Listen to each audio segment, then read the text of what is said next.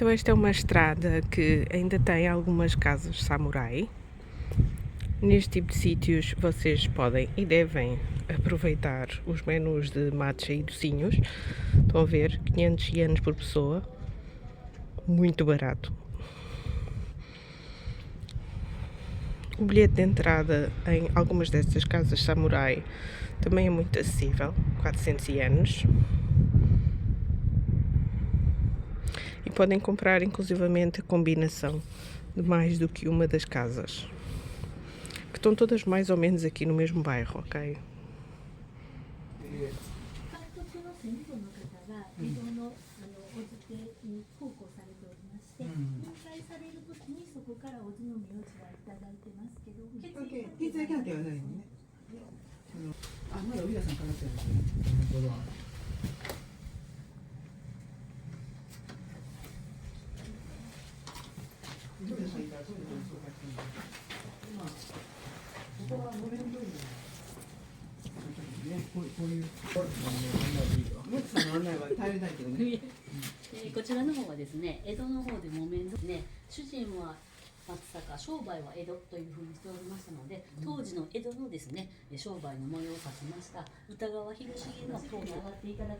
Apesar dos materiais de divulgação falarem destas casas como casas samurai, isso é mais marketing do que outra coisa.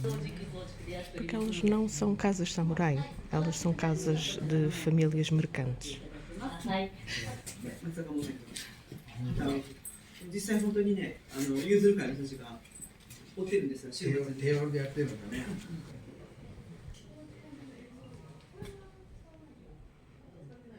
Isto é uma estrutura de uma chaminé muito impressionante para uma casa privada. É sinal da família não só ter muitas posses, como alimentar muita gente, ter muitos funcionários. Esta estrutura de casa de família que também tem trabalhadores, estão a ver aqui as plantinhas de algodão, eles produziam tecidos a partir do algodão, portanto emprega muita gente, e uma boa parte dessas pessoas ou viviam na casa ou viviam adjacentes à casa. Então agora, para passar para o passo seguinte, tenho que tirar as minhas botinhas. É sempre bom vocês terem o vosso calçado um bocadinho largo, de maneira a conseguirem tirar um pé com o outro pé, idealmente. Cá está, sem mãos. É esse o objetivo. E depois andam de meias. Tentem não pisar os separadores do tatami.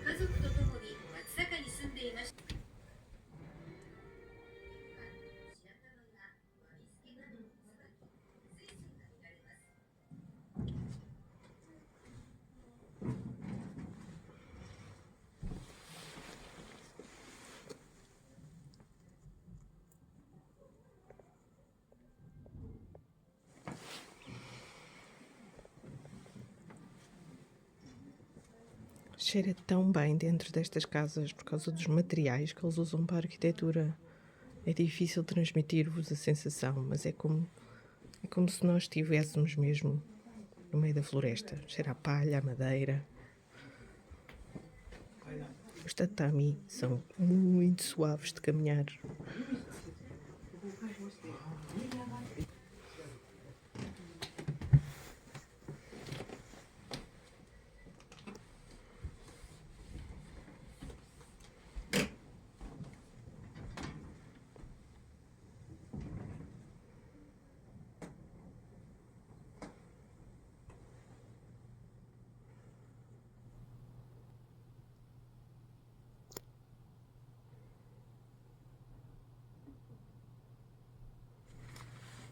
Convido-vos sempre a sentarem-se em Sesa, numa sala japonesa. Sesa é assim, já agora. É com as perninhas dobradinhas debaixo de vocês, ok? Porque há certas coisas que vocês só apreciam quando estão sentados assim. Como, por exemplo, o facto das janelas serem autênticos quadros para o exterior, para o jardim. Quando vocês estão em Sesa, vocês percebem porque é que as janelas existem no sítio que existem e o enquadramento que que vocês conseguem sentir através dessas janelas e que vai ser sempre diferente ao longo das estações do ano. E ali temos uma camélia ainda com flores de camélia. Então esta panorâmica que vocês têm quando estão em Cesa, até inclusivamente o efeito de sombra, não pensem que isto foi ao calhas, ok? Puseram ali aquele papel, só aqui, aquela porta de correr em papel, para ele ficar um quadro, para ele se transformar numa obra de arte, quando há a projeção da sombra da árvore no jardim. Então esta vivência da arquitetura também tem muito a ver com a vossa posição, literalmente o vosso ponto de vista. É por isso que é importante vocês não caminharem apenas eretos, de pé, mas sim sentarem-se em Cesa e apreciarem a panorâmica da sala a partir desse ponto de vista. Bonsai muito impressionante. Ok, bonsaístas, meus amigos, isto é para vocês. Estão a ver? Isto está aqui quase como um acessório, porque o que está a ser mostrado é isto.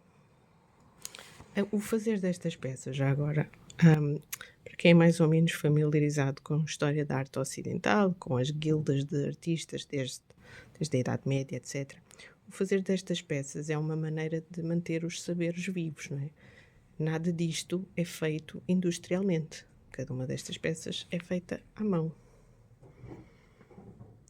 E também vos quero mostrar este biombo. Este é um biombo composto, ou seja, estão a ver que existe uma estrutura, depois existe um papel e depois existe a colocação da obra de arte sobre o papel de base. O que faz com que eles pareçam quase vinhetas que estão aqui enquadrados. Cada um deles tem uma planta de uma estação. Este, por exemplo, é o Umé, o outro é o pinheiro do inverno, aqui é a peónia. São tudo plantas muito simbólicas na linguagem das flores, que é o que lhe chamam aqui no Japão. Este é um crisântemo.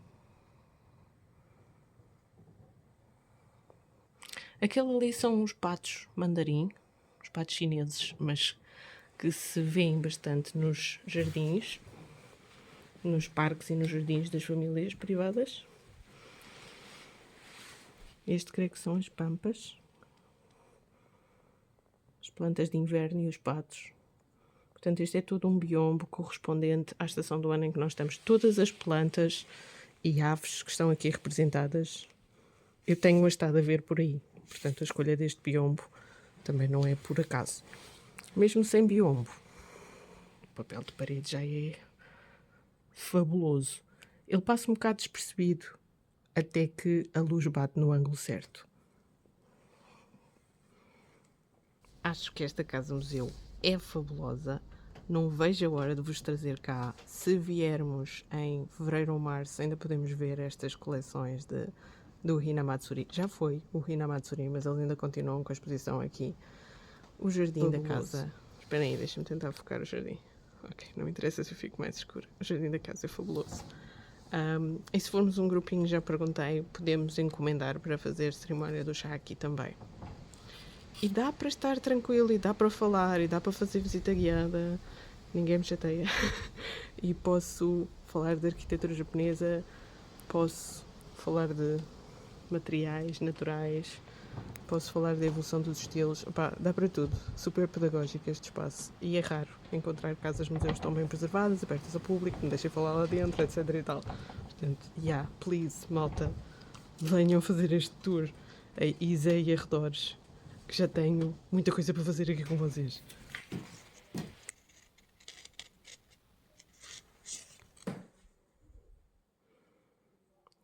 Qualquer uma das peças aqui é uma aula.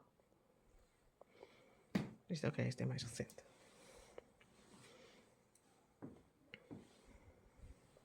Ok, o que é fixe nisto é que isto é o equivalente a uma lista de VIPs contemporânea. Isto é um documento do período Edo, ok? Consigo precisar, mas é sem dúvida século XVIII.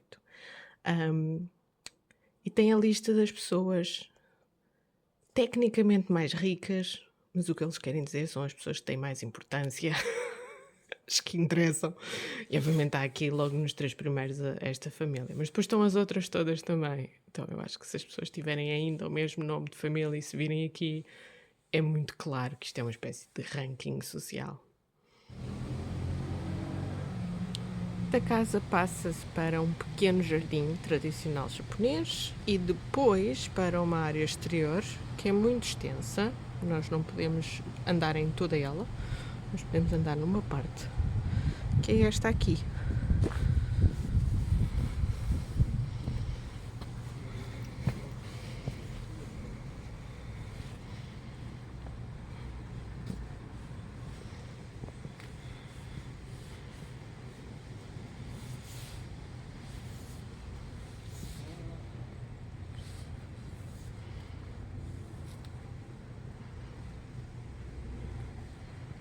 Vou devagarinho porque há umas pedrinhas para pôr os pés. Umas panorâmicas cênicas estrategicamente colocadas. Sinto-me como se estivesse a andar dentro de um cenário em que eu só vou descobrindo à medida que vou andando. Há outra dica, quando vocês virem isto, que é uma pedrinha enrolada em cordinhas, significa que não é para irem para aqui. É o equivalente nas caminhadas a uma cruzinha. É voltar para trás.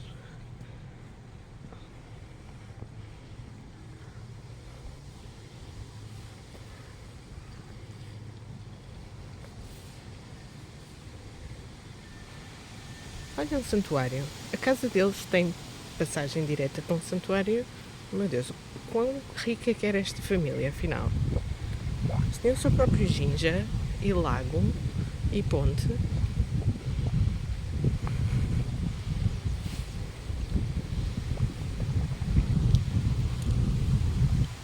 Ok.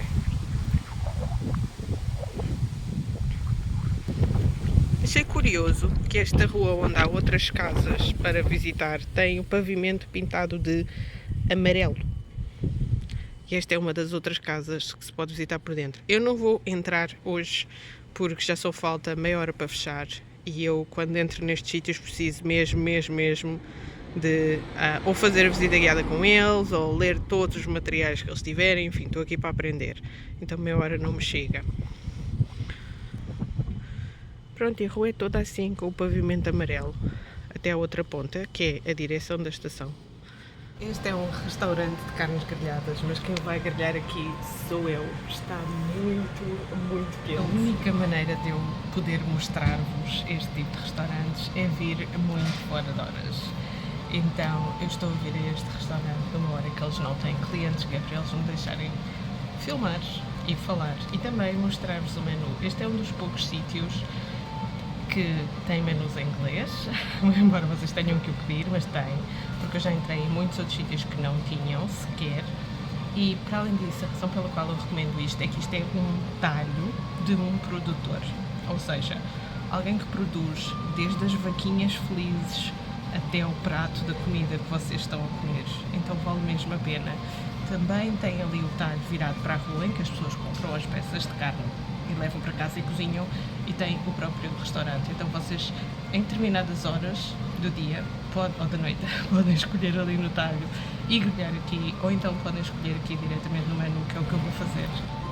Então o nome do estabelecimento é Maruyoshi.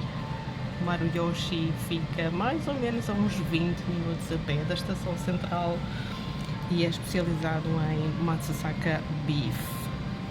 Portanto, vaquinhas felizes, um tipo de carne de vaca específico, trademark registada, que só existe aqui em Matsusaka.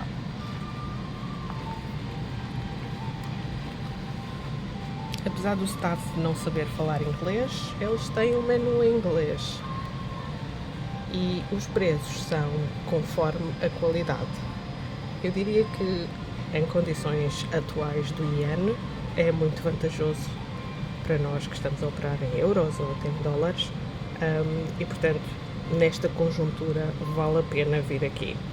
Para um japonês isto é muito caro, ok? Isto é comida de um dia de festa, não de todos os dias.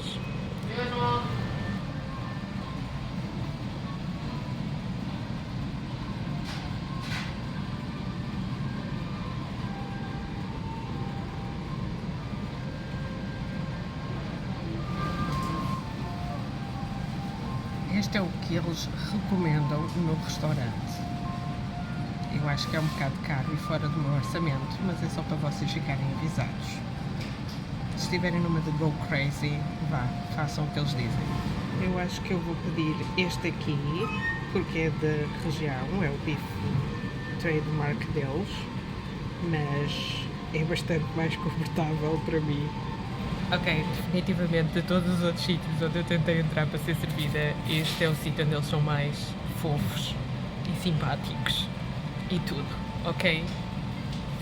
É aqui, venham aqui, a sério, são muito, muito fofos, porque eu queria uma bebida que não fosse alcoólica, eu queria que o bife fosse muito mal passado, porque se é para ver a qualidade da carne, eu quero que seja muito mal passado. E eles foram lá dentro e voltaram e recomendaram que eu trocasse de um para o outro, porque o ser muito mal passado significa que eu vou apreciar melhor a textura no outro, que é só, nem chega a 2000 anos mais caro, mas faz sentido, ok, é uma questão sanitária. Incansáveis, super fofos. O primeiro serviço é uma sopa do estilo consomé, portanto um caldo nutritivo, e uma salada que é japonesa, tem um molho que me parece ser de sésamo, alguns vegetais, esta salsa japonesa que eu adoro e o que eles chamam potato salad, que é uma adaptação muito japonizada do que é uma potato salad, mas eu até gosto mais desta. Portanto, antes de chegar propriamente a carne, chega isto. Este é o afamado croquete de Black Beef de Matsusaka. Eu digo afamado porque assim, cada um destes produtores, que é o produtor das vacas, o matador, o talhante e o restaurante, tudo no mesmo, não é? Cada um destes produtores tem normalmente uma lista de espera de vários meses, para vocês poderem receber em casa, numa arca congeladora, numa caixinha congelada, estes croquetes para fazerem em casa. E o único outro sítio onde os podem comer é vindo aos restaurantes deles. E agora chegou o arroz e o bife, que vem numa chapa quente, ainda a borbulhar.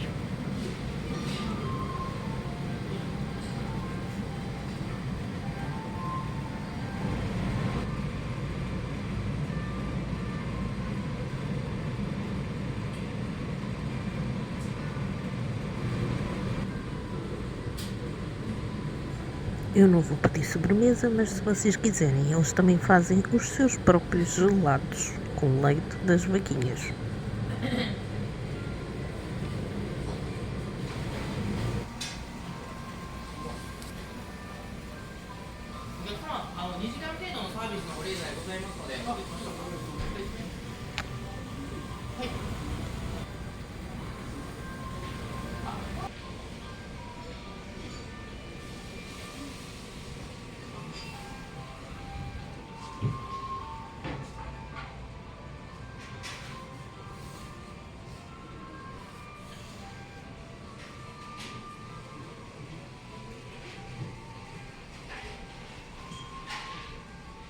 Isto são almofadas. Almofadas. Há que aplaudir a imaginação desta gente e também a mascote é adorável. Que coisa fofa. Isto são toalhas para quando vos apetece limpar a cara a um bife. Podem comprar os pré-preparados das refeições. Os produtos são maravilhosos, a verdade é essa. E os souvenirs também são muito engraçados. Então o que é preciso saber se vocês quiserem comer a carne de vaca daqui, da boa? Primeiro ir a um sítio especializado, em que eles sejam os produtores das próprias vacas. desde a criação das vacas até à carne. E depois, saber os horários em que isto funciona. Então, apesar de dizer ali em baixo que tem até às 21h30, como vocês podem ver em números mais pequeninos, o último pedido é às 20h30, mas isso é um serviço diferente. Diz que é o restaurante, mas não é serviço de restaurante. Basicamente, é serviço por marcação. Eu perguntei lá dentro. E não é sempre, não é todos os dias, é com marcação, tem critérios de grupo, tem valores mínimos de despesa, etc. O normal, o horário normal de funcionamento deles, que inclui o talho e o restaurante, as duas coisas, é das 9 às 18. Das 9 às 18. Isso mesmo, vocês têm que jantar às 5. Eu hoje entrei aqui antes das 5 da tarde, ok? Jantar à britânica, até às 5. Não estejam à espera de conseguir comer mais tarde. Ok? É das 9 às 18. É muito normal aqui no Japão os sítios de especialidade serem mais cedo. Outra coisa que podem fazer é aliar a experiência gastronómica a um dia em que se faça um pequeno almoço mais reforçado e um almoço às 4 da tarde. Também dá para fazer uma coisa assim. Eu sei, é estranho para os portugueses, mas é o que é. Vale muito a pena vocês driblarem os vossos preconceitos em relação às horas de comer para aproveitar a experiência aqui. Obrigada, vaquinha. E os japoneses sabem viver. Há qualquer coisa de extremamente reconfortante de ir para casa com o céu mais ou menos cor-de-rosa, pôr do sol, depois de já ter comido, ter a barriguinha cheia, estar quentinho. É bom. よし、係員、乗務員にお知らせください。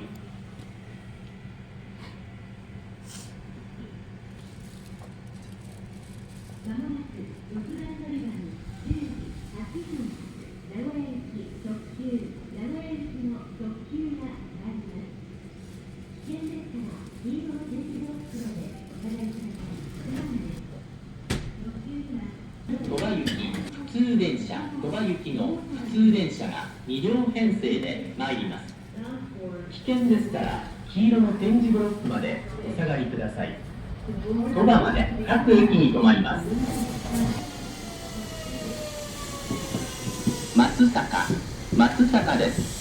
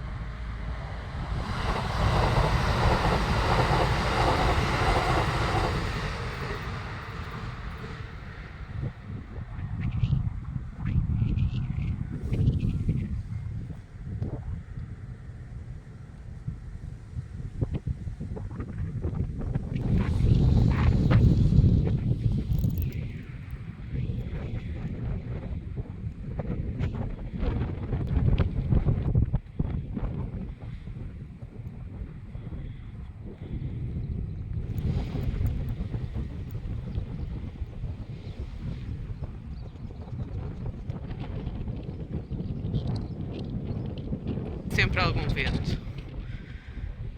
verdade é que esta zona é muito, muito plana e isso teve um impacto muito significativo na razão pela qual só se começaram a fazer escavações arqueológicas nesta área muito recentemente. As escavações arqueológicas sistemáticas começaram depois dos anos 70 do século XX, o que é extraordinário considerando que os vestígios arqueológicos aqui são do século VII, ok?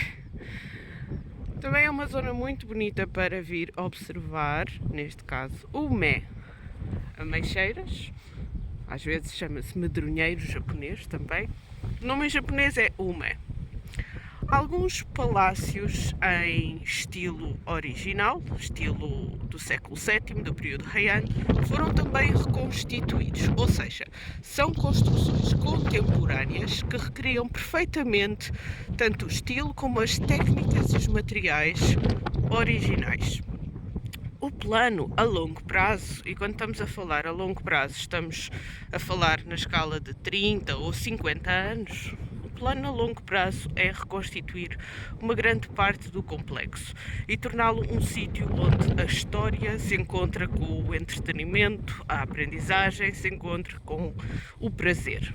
Entretanto, existem alguns outros edifícios do complexo reconstituídos, incluindo os seus átrios e jardins, com as espécies que originalmente estavam plantadas para recriar também um ambiente de fruição estética, poética e simbólica ao longo do ano.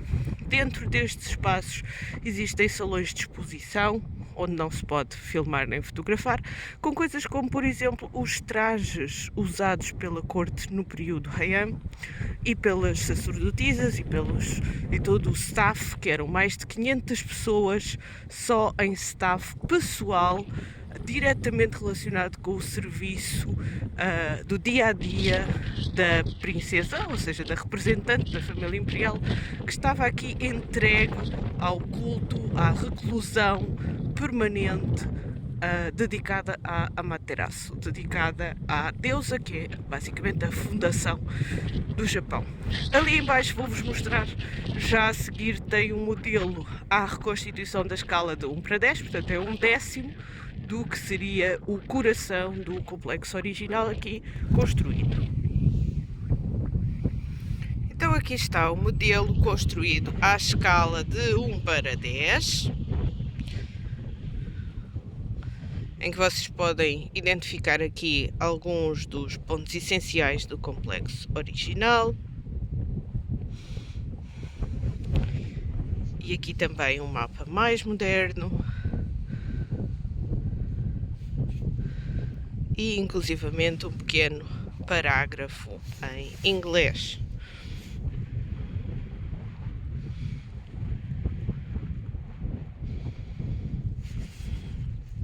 Então, qual é a importância deste sítio de prospecção arqueológica, escavação arqueológica, investigação corrente e de visitar este lugar? Vamos andar para trás no tempo. Nos anos 70 começou a fazer-se aqui escavação arqueológica daquilo que se provou na época serem os vestígios de um complexo palaciano construído e que funcionou entre os séculos VII e IX e que depois caiu largamente no esquecimento. Por mais estranho que isso pareça. Eu sei, há muitas coisas aqui na história do Japão que são estranhas quando lidas e entendidas por alguém que tem uma base de história, arte, arqueologia e investigação cultural de matriz ocidental.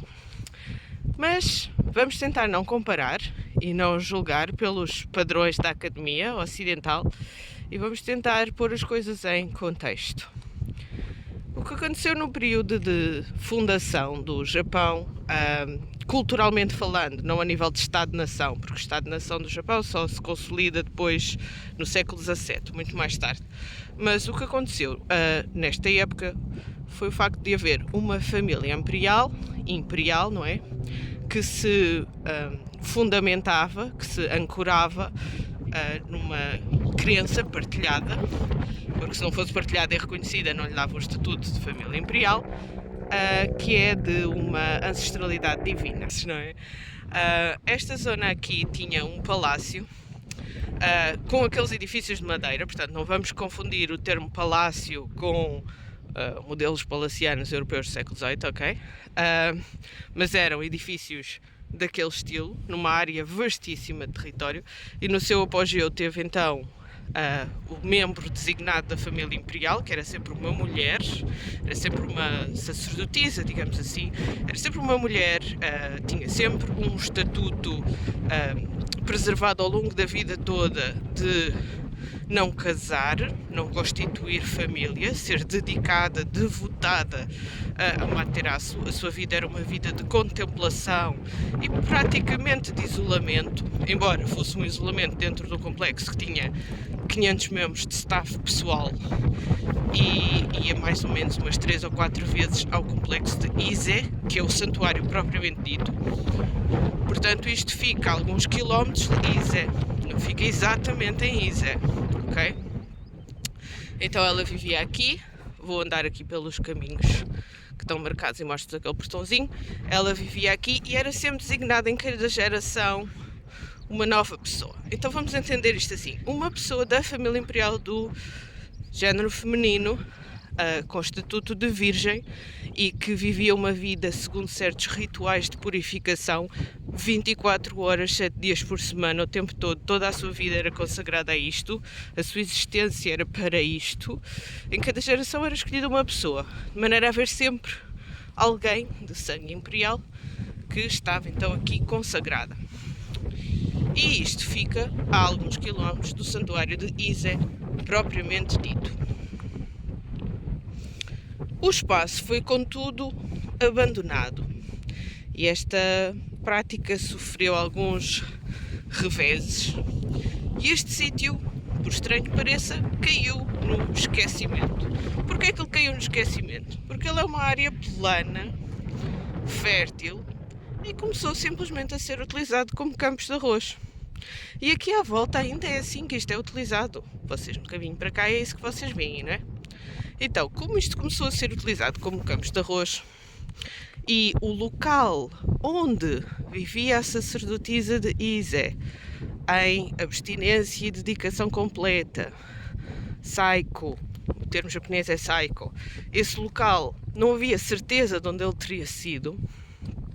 Por causa disso, este sítio não foi desenterrado, não foi, entre muitas aspas, descoberto. Só muito mais tarde, apesar de saberem que isto era um sítio arqueológico de uma maneira mais ou menos empírica e de tradição oral, só muito mais tarde é que se provou que os vestígios daqui eram os vestígios de Saiko, do sítio de dedicação e abstinência do membro da família imperial dedicada a Amaterasu nas proximidades do santuário de Ise. Portanto, desde lá até agora o que é que aconteceu? Um enormíssimo esforço de expropriação das terras agrícolas, o que foi um processo que demorou gerações. Como vocês podem imaginar, as pessoas não abrem mão facilmente das suas terras agrícolas. E depois, em cima disso, um enormíssimo esforço de investigação arqueológica, consolidação dos terrenos, a criação de espaços expositivos e de centros de interpretação, a construção destes edifícios em madeira segundo os originais. Portanto, isto é uma coisa que demora décadas. Porquê é que é importante vocês visitarem? E agora vou vir para aqui porque ali à frente vai estar o museu que eu vou visitar. Vamos ver se eu consigo filmar e fotografar dentro do museu para vos mostrar. Porquê é que é importante vocês virem aqui? Como vocês viram, na estação de comboios é um apiadeiro. Isto não é uma estação de comboios, isto é um apiadeiro. Informação sobre isto, se vocês pesquisarem muito, até há em inglês. Contudo, visitantes, muito perto de zero. Algumas escolas locais eventualmente vêm cá, mas não é um sítio muito visitado. Mesmo para os japoneses, eles têm muita dificuldade em desenvolver e colocar ao nível do outro património histórico muito mais famoso do Japão. Tem muita dificuldade em elevar isto ao nível do património histórico e cultural famoso do Japão. Isto não é de todo famoso, eu diria que nem ao nível do conhecido, não é mainstream. A partir da estação de comboios de Saiko e daquele modelo à escala de 1 para 10, vocês têm um caminho para fazer a pé que está sempre muito bem marcado até ao Museu de História. Contudo, é um caminho bastante exposto aos elementos.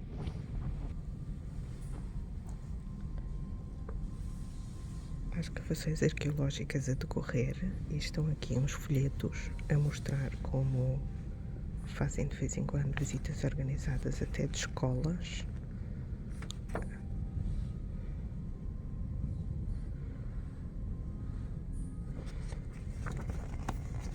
E também o tipo de estruturas que foram encontradas e a sua possível reconstituição.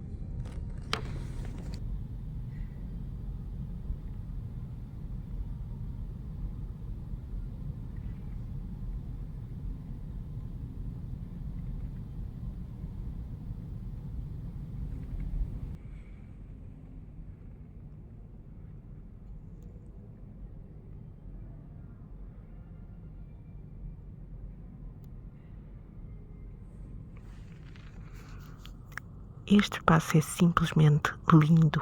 A museologia, a museografia são maravilhosos. Nem sequer sei se consegue realmente transmitir a filmagem, mas o facto de nós termos aqui tecidos polvilhados a ouro, muitas transparências, de facto recria o ambiente do que seria o palácio. Uma luz que é filtrada por estes panos e que é subtil, uma aragem sempre presente, mas muito suave.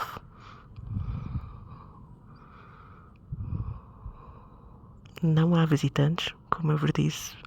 Estes sítios precisam de atrair visitantes.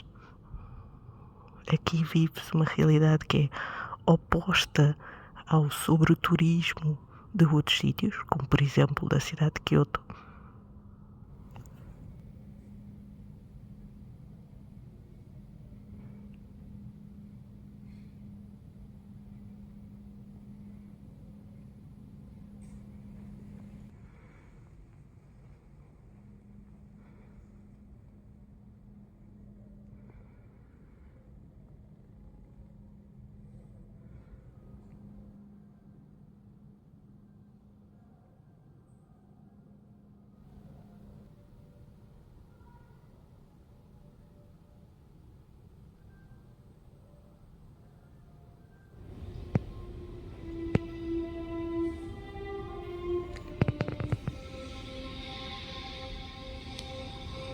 Nesta sala de projeção é apresentado um vídeo e existe um audioguia, um auricular, que vai explicando os conteúdos do vídeo em inglês. Para além disso, também existem algumas galerias expositivas à volta da sala. Não se pode filmar o vídeo, obviamente, e ele tem horários fixos para estar a passar. Portanto, quando estiverem aqui na visita, estejam atentos ao aviso sonoro que o vídeo vai começar e dirijam-se à sala de projeção. Vale muitíssimo a pena. Aliás, é um recurso extremamente pedagógico. A explicação em inglês segue a narrativa, portanto o auricular é necessário. Portanto, havia sempre o nome da própria princesa. Neste caso o vídeo segue a vida da princesa Nagako e depois ela é Nagako Sayo, ou seja, o título que ela recebe quando está no Saiko é Sayo. Então segue a vida da Nagako Sayo, particularmente a procissão que a leva desde Kyoto até aqui. E é realmente um excelente recurso pedagógico, imperdível mesmo.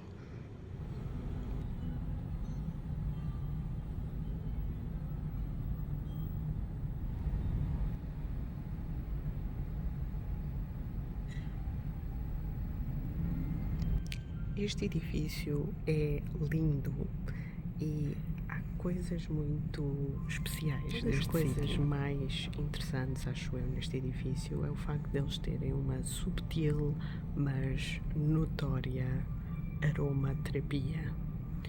E neste momento a infusão que está no ar é uma infusão de cerejeira, de sakura, quando não há sakura aqui dentro nem à volta, mas em termos de calendário já estamos pré-fase da sakura, então a decoração aqui em cima e as ondas da água aqui em baixo e o cheiro do difusor de sakura criam um ambiente sensorial muito especial que emula, digamos assim, põe-nos na situação concreta destes ambientes da corte Heian e destes ambientes principescos e nomeadamente do universo feminino, em que os odores eram uma parte muito importante da experiência sensível do cotidiano e também dos rituais sagrados.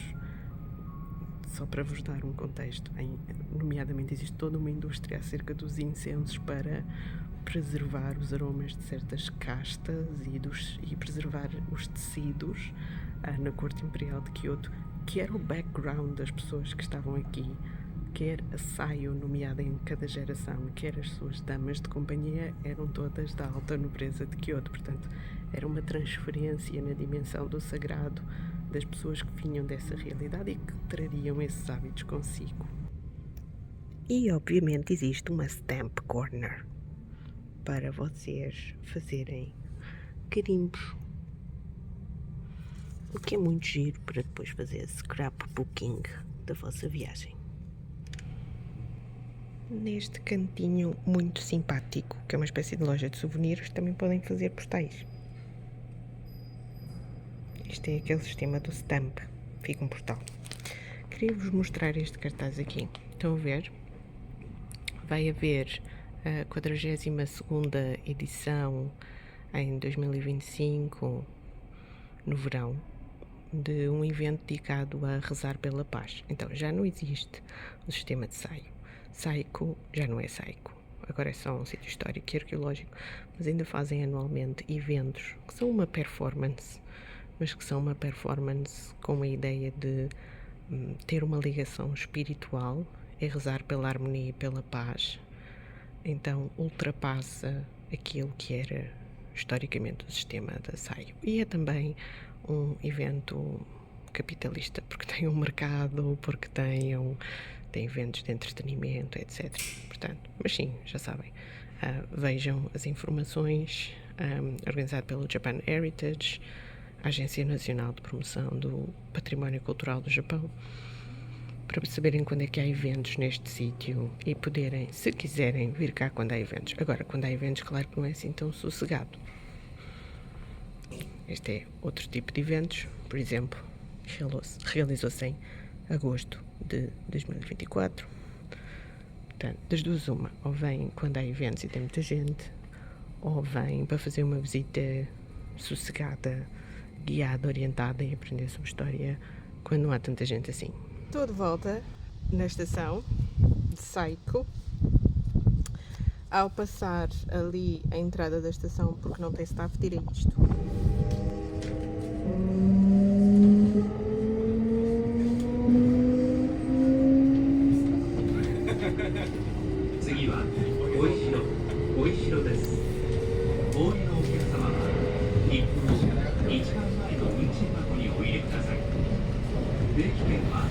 Estou de volta a Matsuzaka, é 1h30 da tarde, vou à procura de almoço. Queria só partilhar uma coisa. Quando eu cheguei aqui à estação, com aquele tiquezinho que eu tive que tirar em Saiko, porque não há staff na estação de Saiko, a gente tem que tirar aquele papelinho e depois só paga na saída. O senhor, o chefe da estação, não é? O que está na casinha de vidro, virou-se para mim e disse: "De onde está? Então como é que foi visitar Saiko? De onde está? Mas cá está, divertiu-se." Porque eu tenho esta cara, não é? Sou a única aqui assim, portanto ele lembrava-se perfeitamente de eu de manhã ter comprado o bilhete de comboio para lá e quando me viu a chegar perguntou isso. Pronto, é o tipo de coisas que vos acontece e é fofo, é giro. Quando vêm a estes sítios, é que eles olham para vocês e fixam-vos e depois perguntam-vos como é que... Eu suponho que se eu não tivesse voltado até ao final do dia, eu telefonava para a estação de Saiko a perguntar: "Olha, viu lá uma estrangeira a andar sozinha?" Porque eles realmente tomam conta de nós, tomam conta dos que são diferentes e estão por aqui e nota-se que estão a explorar e que podem não dominar a língua a 100%. Eu acho que isso é um aspecto giro do Japão. O outro lado é que toda a gente sabe sempre onde é que vocês estão e não há segredos para ninguém. Mas pronto, é a sua piada.